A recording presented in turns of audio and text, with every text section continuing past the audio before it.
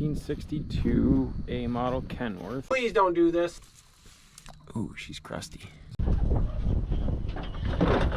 Well, what do you guys think? Is it worth trying to save? Allegedly, a couple of weeks before I bought it, there were a couple guys out there that had the thing cranking over, but they couldn't get it started. You know what? I don't believe you. Here's the moment of truth. Let's see if it cranks over. Oh my gosh.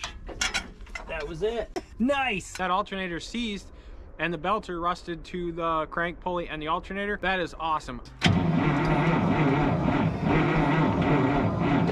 It does, but not very fast. Piece of crap. Take the spark plugs out and let it crank over without compression. No, the spark plugs will stay. Okay.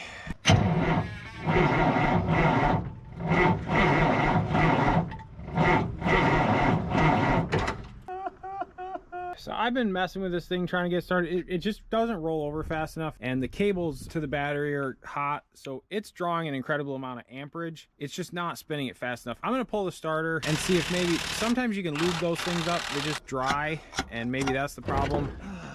This carbon buildup and all this rust, that'll restrict the motor from spinning freely on top of the load of the engine. And I'm noticing like all the connections are pretty bad. Day 3 of fighting with a truck I probably shouldn't have bought. I'm gonna get everything hooked up. We'll try it again. Let's try this again. I'm ready to hit the start button. Man, I am super nervous. What do you think, buddy? Is it just gonna take off? We'll see. Let's find out. Yes! Yes!